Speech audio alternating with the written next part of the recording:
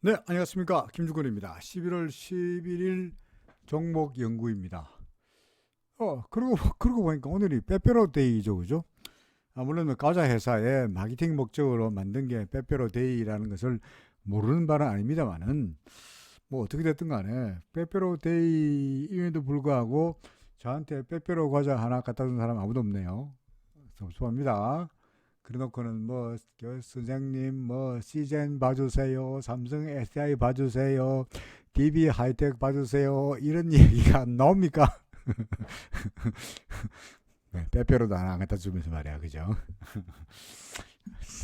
쓸데없는 소리였고요. 자, 종목이 오늘 현재 올라가 있는 게 어제 올라간 까지 포함해가지고 19개가 올라와 있습니다. 그러니까 그다지 큰 부담이 되지 않으니까 빠른 시간 내로 우다닥 해가지고 일부러 그냥 19개 종목을 해치울까 생각을 합니다. 물론 뭐 대충 한다는 이야기는 아닙니다. 그죠? 그래도 설명을 조금 짧게 이런 이야기 하는 사이에 분석하겠습니다만 어쨌든 간에 좀 컴팩트하게 해서 빨리 해보도록 하죠. 자, 시젠입니다. 진단키트주. 어떤 분이 아까 저한테 이런 NHN 한국 사이버 결제를 분석한 걸 제가 해놓은 걸 보고, 어떤 분이 이렇게 말씀하셨어요. 아니, NHN 한국 사이버 결제가 어떤 회사인지 모르냐. 그러면서 도대체 주가가 왜 빠진지에 대해서는 보지도 않냐. 라고 하셨더라고요. 그렇죠? 뭐 저는 잘 안 봅니다. 주가가 왜 빠지고 왜 오른지에 대해서 잘 신경 안 씁니다. 왜? 재료란 것은요, 귀에 걸면 귀걸이고 코에 걸면 코걸이에요. 무슨 말이냐? 근데 백신이 개발됐어요. 호재예요? 뭐 백신이 개발됐으니까 앞으로 경제가 좋아질 경우에 호재다. 라고 생각하면 호재죠. 근데 거꾸로 이때까지 주식시장을 끌어올려왔던 게 소위 미국의 경기 부양책에 대한 기대감이었는데, 그렇죠? 앞으로 백신이 개발돼서 경기가 좋아진다면 굳이 FRB나 또는 그 미국의 연방정부가 몇 조 달러에 해당하는 재정 부양책을 시중에다가 현금으로 퍼볼 이유가 없어지고요. 그럴 경우에는 시중의 유동성이 말라지면서 오히려 시장에는 악재가 될 수 있겠죠. 이때까지 양적 완화를 취해왔던 FRB의 경우에도 양적 완화에서 서서히 테이퍼링으로 자산 축소로 갈 것이라고 한다면 오히려 백신의 개발이 주가에는 악재로 작용할 수도 있습니다. 그렇죠. 이렇게 해석하면 호재요. 저렇게 해석하면 악재예요. 문제는 그것이 호재가 되느냐 악재가 되느냐는 시장에서 그것을 어떻게 해석하느냐에 달려 있습니다. 절대적으로 호재와 절대적인 악재라는 건 존재하지 않습니다. 시장에서 어떻게 해석하느냐에 따라서 호재가 되기도 하고 악재가 되기도 하죠. 삼성전자가 예컨대 20조 원 벌었다. 호재입니까? 악재입니까? 예컨대 20조 원을 벌었는데 예컨대 와 20조 원을 벌었네 하면 호재죠. 그런데 혹은 지난 분기에는 20조 벌었는데 앞으로는 절대로 20조 원 못 벌 거야 라고 해석한다면 뭡니까? 20조 원 벌었다는 게 뭡니까? 악재가 되죠. 혹은 기대하기로 예컨대 15조 벌 거로 예상했는데 20조 벌었다. 와 호재야. 그런데 25조 벌 거로 예상했는데 20조 벌었다. 악재죠. 절대적인 호재와 악재는 없습니다. 절대적인 제로에 좋은 뉴스와 나쁜 뉴스라는 건 존재하지 않습니다. 시장이 어떻게 해석하느냐에 따라서 그게 좋은 뉴스가 될 수도 있고 나쁜 뉴스가 될 수 있습니다. 그래서 NHN 한국 사이버 결제 같은 경우에는 시장에서 수요와 공급 간의 줄다리기 속에서 예컨대 그것을 악재로 해석하는 사람들이 주식을 밀어냈기 때문에 밀리는 거죠. 시젠 마찬가지입니다. 뭐 알고 있습니다. 어떤 회사인지 알고 있죠. 근데 시즌이 왜 오늘 밀렸느냐? 어제 밀리고 오늘 왜 밀렸느냐? 왜 밀렸겠습니까? 백신이 개발되고 나면은 이제 더 이상 이 시즌이 돈 벌 수 있는 그 뭡니까? 모멘텀이 사라지는 거다라고 해석했으니까 주가가 떨어지는 거죠. 그죠? 혹은 다르게 해석해서 백신이 개발됐지만 그러면 백신이 제대로 상용화되려고 그러면 아직도 멀었으니 오히려 백신이 개발됨으로 말미암아서 그 사람이 양성인지 음성인지를 판단하려는 진단키트 수요가 늘어날 거다라고 해석한다면 호재예요. 어떻게 됐든 간에 시제는 차트로 보니까 시장에서는 그걸 어떻게 해석했죠? 악재로 해석했죠. 그래서 악재로 해석했는데 어떻게 하느냐? 기준선 밑으로 팍 내려가 어제는 기준선 밑으로 빵 내려가 버렸죠. 보이십니까? 그나마 구름의 지지가 있었는데 오늘은 구름 밖으로 뛰쳐나가 버렸죠. 그죠? 이때까지 시즌의 경우에 구름 밖으로 뛰쳐나간 경우가 단 한 차례도 있었습니까? 없었죠. 계속 보세요. 언제부터? 예컨대 언제부터? 예컨대 2019년 10월달 이후에 구름이 올라선 이후에 시즌이 단 한 번도 구름 밑으로 내려간 적이 없어요. 근데 드디어 구름 밑으로 내려왔죠. 그러면 이때까지 움직였던 그 도도한 상승세, 물론 파동으로 말한다면 10월 달부터 시작해서 2010년 8월 달까지가 큰 상승 파동 하나고요. 이제 조정 파동이 이어지는 거 봐야 될 텐데 그 조정 파동이 아직은 안 끝났다. 오히려 조정 파동이 한참 진행되고 있다라고 볼 수밖에 없지 않겠냐는 겁니다. 그렇죠?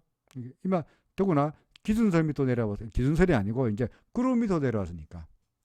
따라서 시제는 지금이라도 어떻게 하는 것이 일목기능표로 본다면 어떻게 하는 것이 정답입니까?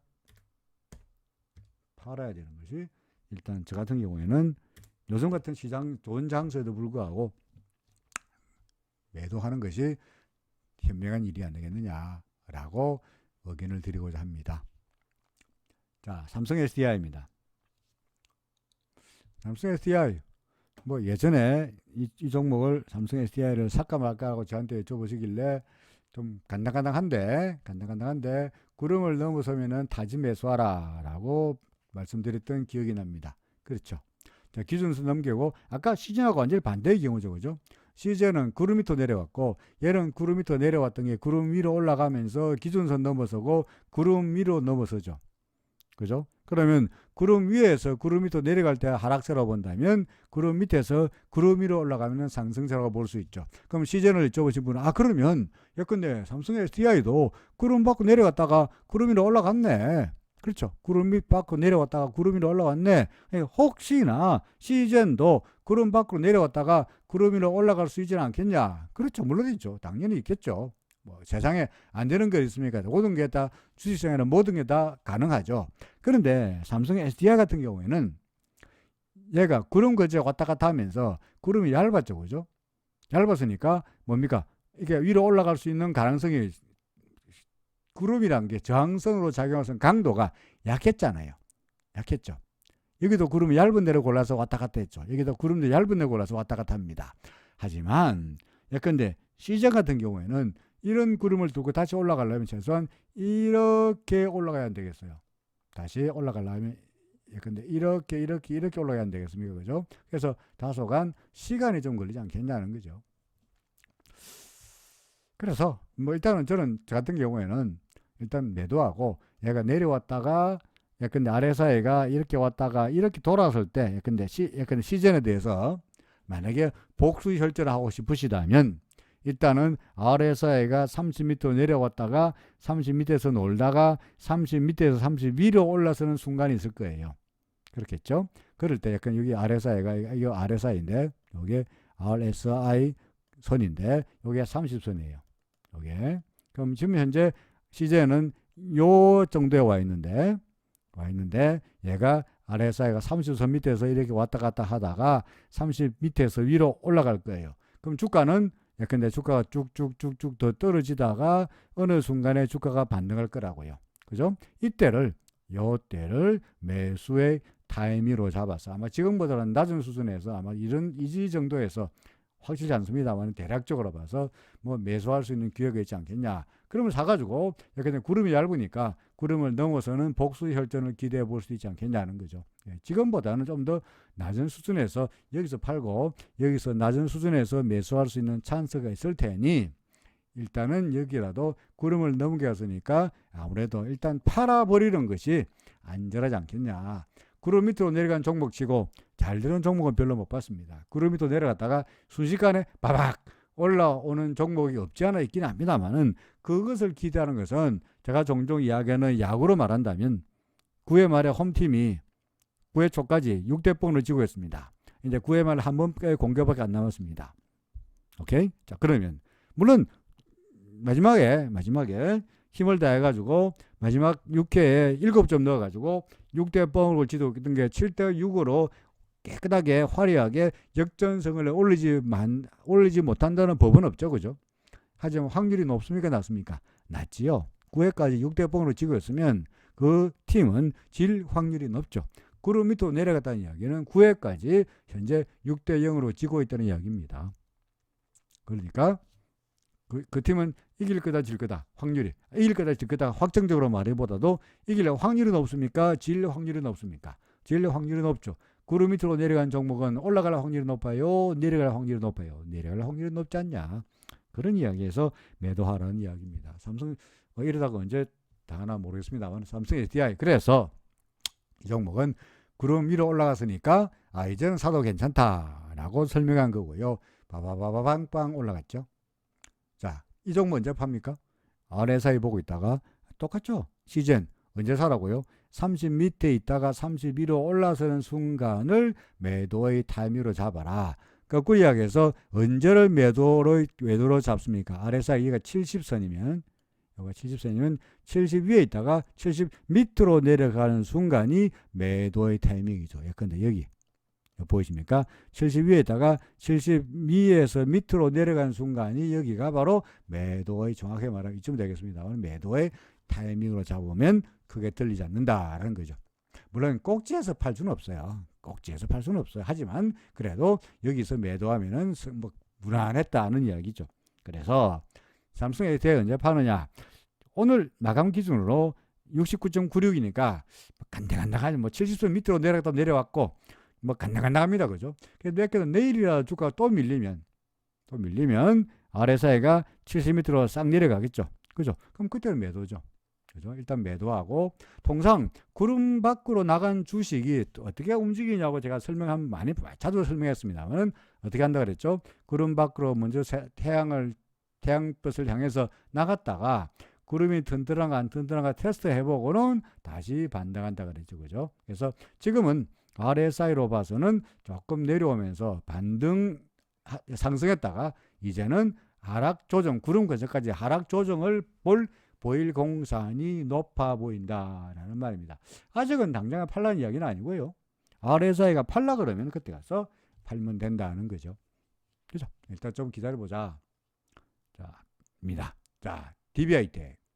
DBI텍의 경우에는 지금 수입하냐라고 하셨는데요. 수입하냐?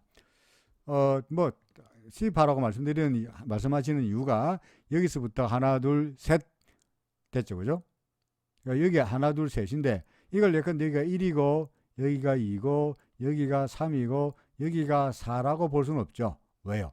1하고 4하고 겹치잖아요. 그러니까 1, 2, 3, 4로 볼 수는 없어요. 그렇죠? 그럼 뭐냐? 그럼 결국은 여기가 하나, 둘, 셋 해가지고 여기가 A고 여기가 A고 그 다음에 지금 조금 전까지 올라갔던 게 B이고 그런 다음에 이제 떨어지는 게 C가 되지 않겠냐라는 이야기에서 아마도 지금이 C냐라고 아마도 여쭤보신 것 같습니다. 뭐 C라고 당장 단언할 만한 근거는 없어요. 근데 A가 3개로 나타났고 B도 3개로 나타나니까요. 근데 요것도 근데 A에 스몰 A, 스몰 B, 스몰 C가 있는 것처럼 근데 이게 A 파동인데 큰 A 파동인데 큰 A를 나누면은 스몰 A, 스몰 B, 스몰 C가 있는 것처럼 B 파동도 큰 B 파동이지만 얘도 나누면은 하나, 둘, 3개로 나눌 수가 있죠. 그래서 이게 B 파동인데 이거를 B의 A, B의 B, B의 C로 나눌 수가 있으니 근데 여기까지가 B의 A고 여기가 A고 그 다음에 여기가 B의 B라고도 말할 수 있겠죠. 그죠? 그렇죠. B의 B라고도 말할 수 있죠. 그 다음에 만약에 그 주장대로 한다면 뭐가 남아있습니까? B의 C에 한 번 더 상승이 한 번 더 남아있고 그런 다음에 그게 큰 B이고 그런 다음에 C가 있을 거야 라고도 볼 수 있지 않겠습니까? 혹은 그러지 못하고 바로 여기까지가 A이고 여기까지가 B이고 그리고 그럼 바로 C가 되는 시나리오도 뭐 틀렸다고 볼 수는 없죠. 그죠? 그러면 도대체 자 여기까지는 알겠는데 이게 이렇게 될까 아니면은 이렇게 올라갔다가 바로 쳐박히는 게 지금 여기일까? 아니면은 자 이렇게 왔다가 이렇게 왔다가 그 다음에 지금 왔다가 조금 쉬는데 내려가고 여기인데 그 다음에 B에 C가 나타난 다음에 내려갈까? 1번일까 2번일까를 어떻게 구분하느냐? 좀 어려운 이야기입니다만은 이럴 때는 뭐 여러 가지 현재 파동으로 봐서는 예컨대 이 파동 밑으로 내려가면 다시 말하지 이 A 파동 밑으로 내려가면은 아 이게 뭡니까 이렇게 되는 게 아니고 여기가 B 파동이고 여기가 C 파동이구나 라고 볼 수밖에 없는데 그럼 그때 가서 예컨대 여기서 손절해야 되는데 팔아야 되는데 여기 지금 여기가 예컨대 지금 얼마입니까?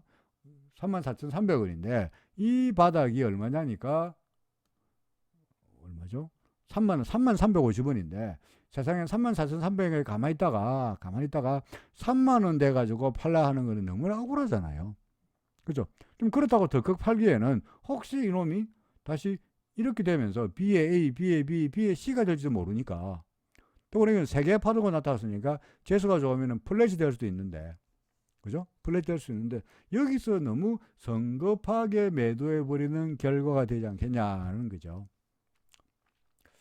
그럴 때 어떻게 하느냐?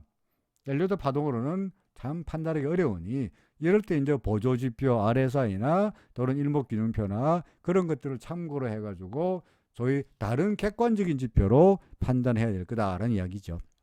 자, 어떻게 판단합니까? RSI로만 봐가지고는 아직까지 뭐 고점도 아니고 저점도 아니고 어정쩡한 상태니까 RSI 가지고는 아무런 신호가 나타나지 않아요. 그럼 뭘 보느냐? 그냥 일목균형표를 보는 거죠. 현재 기준선 근처에 딱 걸려지거든요. 기준선 근처에 딱 걸려 있습니다. 그러니까 통상 기준선 위에 있으면은 그래도 타진 매수, 기준선 밑으로 내려가 버리면은 타진 매도라고 가르치고 있으니 일단은 기준선은 오늘은 기준선 위에 있죠, 그죠? 현재 오늘의 기준선이 얼마냐니까 34,150원입니다.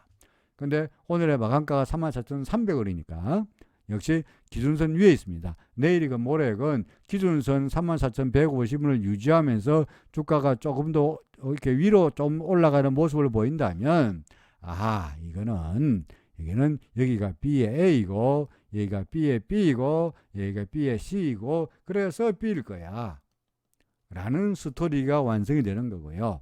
그렇지 못하고 예컨대 내일이건 모레 올라가지 못하고 기준선을 마저 무너뜨린다면 이 밑에 33,350원까지 갈 것도 없이 예컨대 전환선마저 무너뜨린다면 33,800원 밑으로 내려가 버린다면 이거는 아마도 추세가 점점점 밀려가지고 이 요까지가 그냥 짧은 비파동에 불과하고 지금은 시련이라고 판단하는 것이 좀 더 합리적이지 않겠냐는 거죠. 정확하게 판단하기는 여러모로 어렵긴 합니다만은 다른 객관적인 지표를 가지고 상대적으로 유추 해석하는 것이 좀 더 나아 보인다는 말이죠. 지금은요. 전환 기준선 얼마였죠 아까? 3만 잊어먹었습니다. 얼마였죠? 3만 오늘의 기준선이 얼마라고요? 34,150원. 그죠? 34,150원을 유지하느냐가 계속 보유냐 아니면은 매도냐의 판단 근거가 된다는 말입니다. 자, 캠원입니다. 5,000원에 샀는데 어떻게 할까요? 애매하죠, 그죠? 애매합니다. 정말 애매합니다.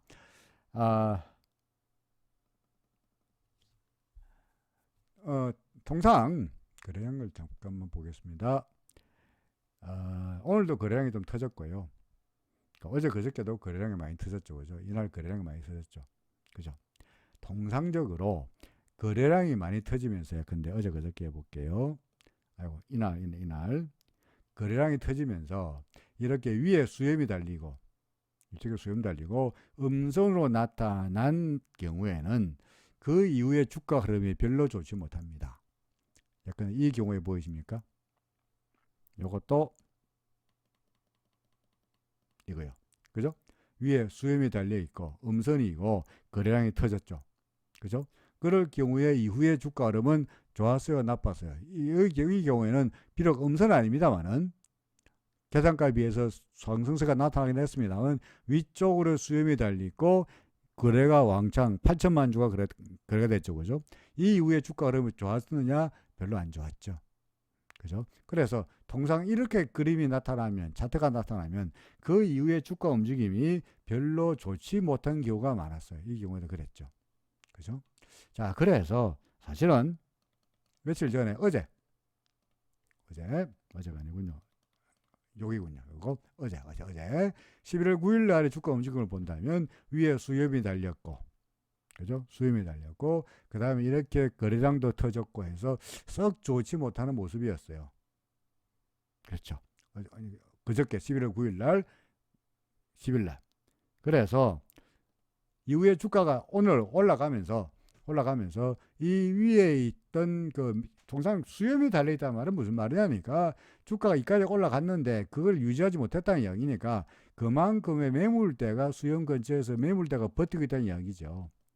그렇죠.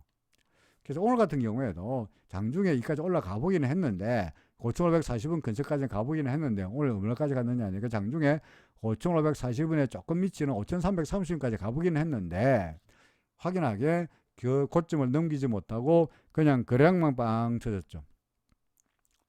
결국은 여기서 아마도 이때의 매물을 소화하는 과정이 오늘 좀 나타났다고 보여집니다. 그나마 다행스러운 것은 이날 만약에 오늘 주가마저 음선으로 나타났다면 점점점 위에 있는 매물대의 부담이 상당히 크게 느껴질 텐데 그래도 종가가 꽤 올라가면서 이 매물대를 일방 좀 잠식하는 모습이고요.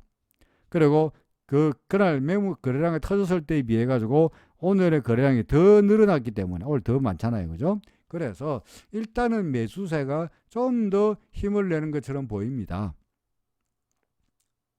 그래서 캐몬 이 매물대만 극복한다면 지금으로서는 나쁘다고 말할 만한 이유가 전혀 없습니다. 아마도 제 생각으로는 매물대를 극복하기 위해서 당장이 되지는 않을 것 같고요. 하루 이틀 내로 매물대가 극복되지는 않을 테니까 아마도 이렇게 움직이면서 매물대를 극복하는 시간이 약간 걸리면서 그러다가 그 매물 소화 과정을 거치면서 상승 쪽으로 꿈틀거리지 않겠나 싶습니다. 현재로 봐서 혹은 약간 더 밀릴 수도 있어요. 아래쪽으로. RSI가 보다시피 70위에서 과열 국면이죠. 그죠? 그래서 RSI가 과열 국면이다 보니까 이때도 시작해서 주가가 꽤 많이 올라갔으니까 조정으로 인해서 위에 매물대를 소화하는 과정에서 뭐 이렇게 될 수도 있고 아니면은 이렇게 왔다 갔다 하면서 기준선 위 근처에서 왔다 갔다 하는 또는 구름 근처에서 왔다 갔다 하는 그런 조정이 있은 다음에 다시 한번 힘을 내지 않겠나 생각이 됩니다. 5,000원에 매수하자는 건 참 애매한 수준이긴 하죠. 그죠? 오늘 종가가 5,010원이니까 5,000원은 참으로 애매하고도 모호한 수준인데 그냥 구름 위에 있고 기준선 위에 있으니까 그냥 보유하여도 뭐 괜찮지 않겠나 싶습니다. 굳이 만약에 불안하다라고 하신다면 뭐 뭘 기준 원칙을 딱 하나 두고 보면 되죠. 뭐죠? 기준선 위에 있으면은 계속 보유하고 기준선 밑으로 내려가 버리면은 아까 뭐였죠? 뭐 DB 똑같은 거죠. 그죠? 기준선 밑으로 내려가면 판다. 마찬가지로 캐몬의 경우에도 기준선 밑으로 내려가면은 일부라도 판다. 4,220원이죠. 그죠? 직계환에서 4,200원 밑으로 내려가면은 일부라도 팔아놓고 다시 생각한다는 전략 같으면 마음 편하게 시장을 볼 수 있지 않겠나 싶습니다. 캐몬 일단은 뭐 그냥 기준선의 유지 여부에 따라서 보유 여부를 결정하겠다는 말입니다. 그렇죠. 자, 그 다음에 GST 시외에서 18,900원까지 올랐는데 새로운 파동이 시작일까요? 파동 보면은 이게 하나, 둘, 셋, 넷, 다섯, 여섯, 7개니까 이걸 1, 2, 3, 4, 5로 매길 수는 없죠. 그죠? 안 되잖아요. 그죠? 1, 2, 어디까지가 3인가요? 안 되잖아요. 그래서 이건 어떻게 매겨야 되느냐? 여기까지가 A고, 그죠? 하나, 둘, 셋, A. 여기까지가 B고, 다시 하나, 둘, 셋. 여기까지가 C라고 보는 것이 무난하리라 생각됩니다. 그래서 여기까지가 파동 조정 파동이 끝났다고 볼 수도 있고요. 아니면 조정 파동의 하나의 사이클이 끝났다고 볼 수도 있고요. 아직까지 단언하기는 어렵습니다. 그래서 새로운 상승 파동이 시작되려면 그래도 뭐 구름을 넘겨야 되겠나 하는 이야기죠. 구름을. 근데 오늘 같은 경우에 GST가 구름을 어제도 그렇고 오늘도 그렇고 빡 올랐는데 기준선 넘어서 빡 올랐는데 오늘 같은 경우에 구름 밖으로 목만 냈다가 장중에 고개만 쭉 뺐다가 마감가는 다시 구름 안으로 목을 넣고 말았죠. 그죠? 그러니까 아직까지 완벽하게 구름을 넘어섰다고 볼 수가 없죠. RSI는 70 넘으면서 약간 간당간당한 상황입니다. 뭐 하루 이틀만 있으면 금방 기울판이 나겠네요. 이 위에 있는 매물이 좀 있어 보이긴 합니다만은 근데 내일이건 모레건 구름을 넘어서면은 다시 얘는 햇볕을 만나게 되는 거니까 오래간만에 햇빛 한번 그릴까요? 해가 비치는 따뜻한 햇살을 향해서 고개를 내는 거니까 이럴 경우에는 구름을 나갔다가 구름 근처까지 왔다가 올라가는 이렇게 움직임이 예상이 됩니다. 근데 만약에 이거 수염 때문에 부담이 돼서 머리를 내지 못하고 구름 밖으로 못 나간다면 얘는 뭐 이렇게 하면서 다시 한번 구름을 넘어서거나 아니면은 밀리거나 이런 시나리오가 되리라고 생각합니다. 자, 1번 시나리오와 2번 시나리오 중에서 현재 가능한 시나리오는 그래도 아직까지 RSI가 아직은 아니니까 한번 구름 밖으로 나갔다가 그래서 RSI가 위로 나갔다가 그러다가 왔다 갔다 하면서 RSI가 꺾이면서 주가가 구름 밖에서 구름의 지지를 테스트하는 그런 과정을 밟지 않겠나 라고 일종의 시나리오를 써봅니다. 그래서 1번 시나리오에 좀 더 비중을 더 두고 싶습니다만은 혹시나 구름을 넘어가지 못하면서 구름 안에서 오락가락하는 모습도 나타날 수 있을 거라는 이야기죠. 그렇다고 해서 매도하라는 이야기는 아닙니다. 왜냐? 기준선 위잖아, 그죠?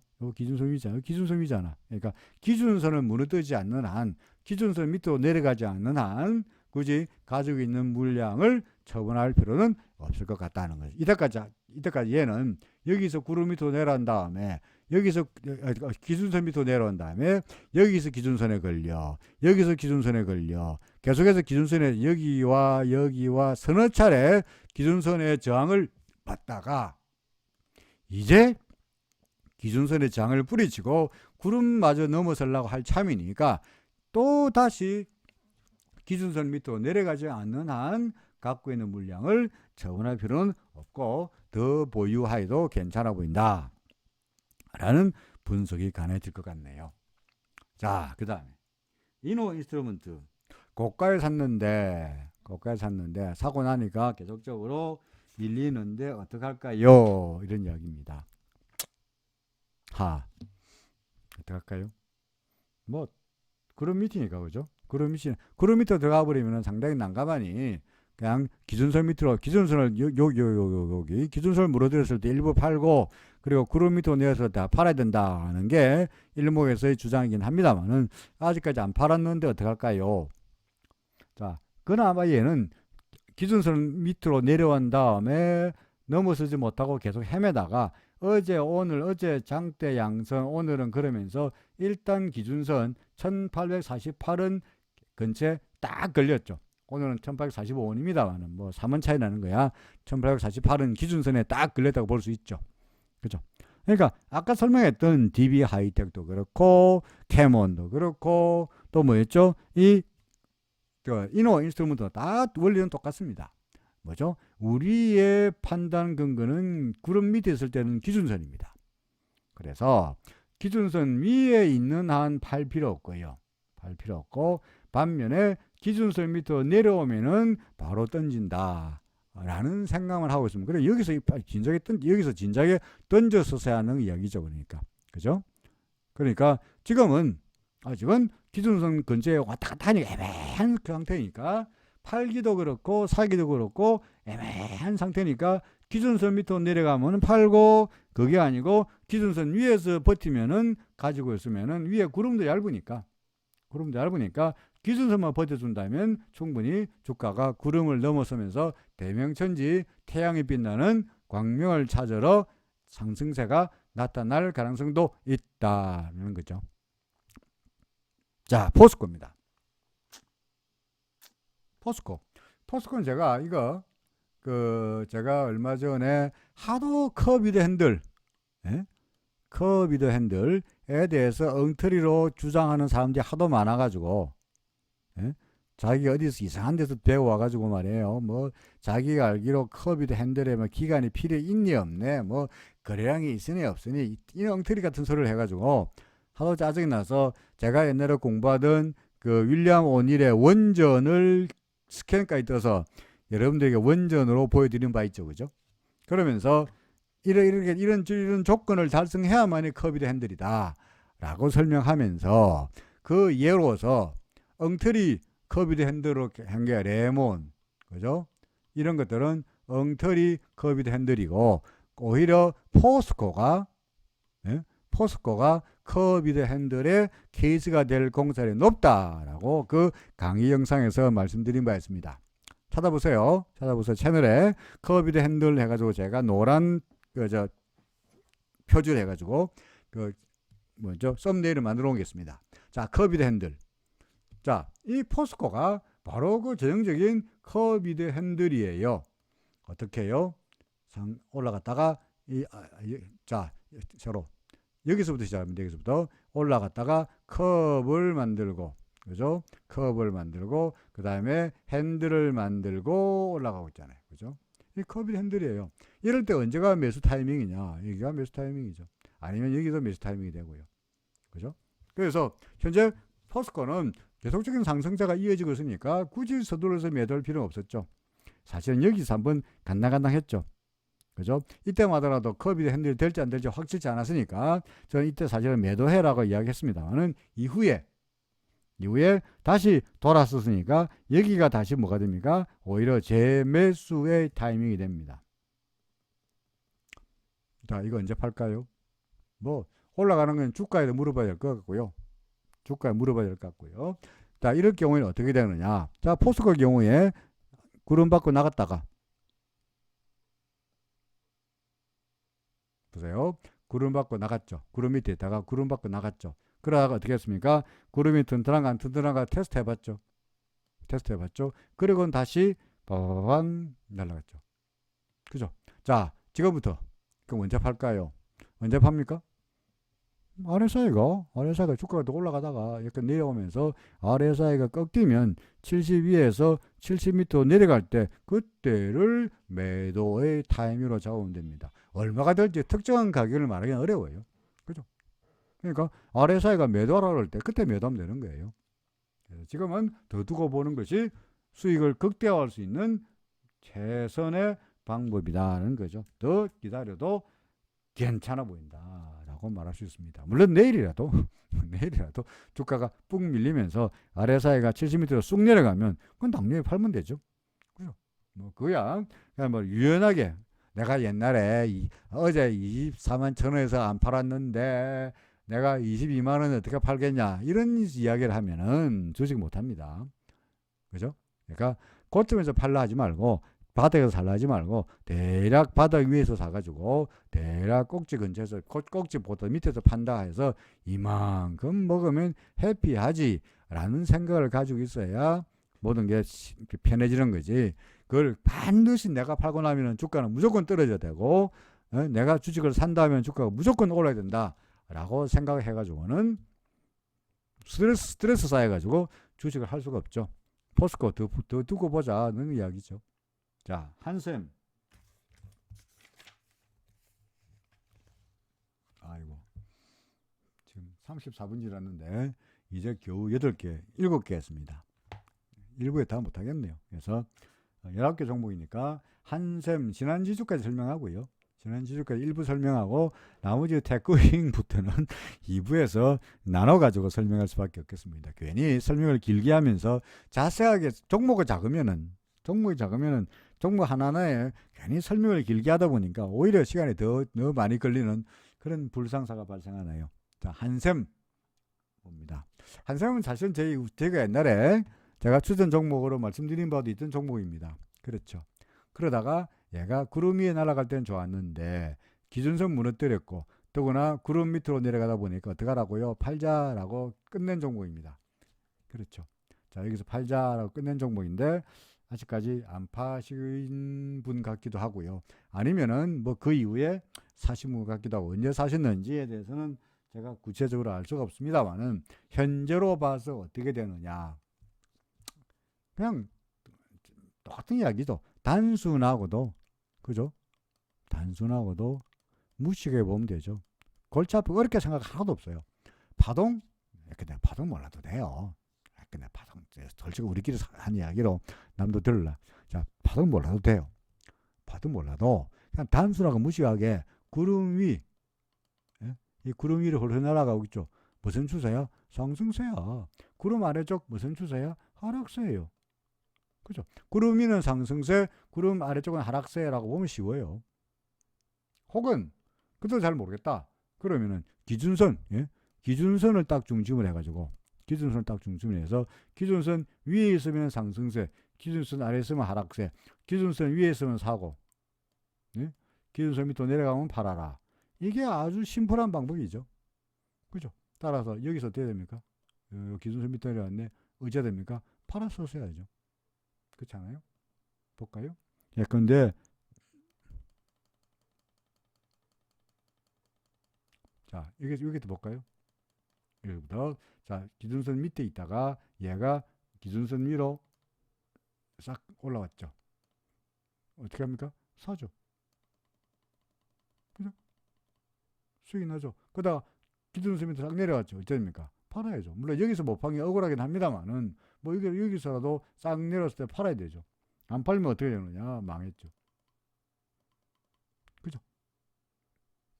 맞습니다. 뭐 어렵지 않습니다. 쉽습니다. 그냥 원리 원칙대로 기준선 위로 올라가면 사고 기준선 밑으로 내려가면 팔면은 그러면 되잖아요. 절선 물리지는 않아요. 고점에서 사고 이런 바보짓은 안 해도 된다는 이야기죠. 자, 그래서 지금은 어떤 상태죠? 아직까지 기준선 위에요, 기준선 아래예요. 기준선 아래에 있습니다.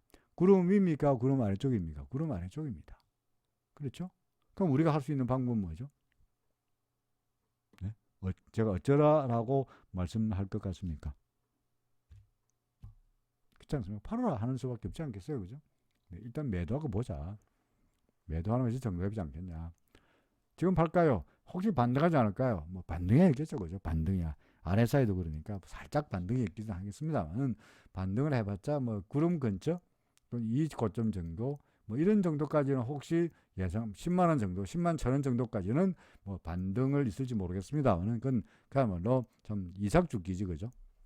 그야말로 추수가 끝난 다음에 이삭죽기 사원이지 추세적인 상승세를 말하기는 어렵지 않겠냐. 그래서 반등이 있을 때마다 아니면 뭐 그냥 조금씩이라도 분할 매도 관점이라도 조금씩이나마 물량을 줄여나가는 것이 위험을 줄이는 방법이지 않겠냐라는 말입니다. 신한지주 오늘 사셨는데 사고 나니까 무섭다. 괜히 산 거냐. 혹시 구름을 건드리고 다시 내려가지 않죠. 뭡니까? 터치하고 다시 상승할까요? 구름을 터치하고 상승하는 건 이미 벌써 한 번 일어나지 않았어요?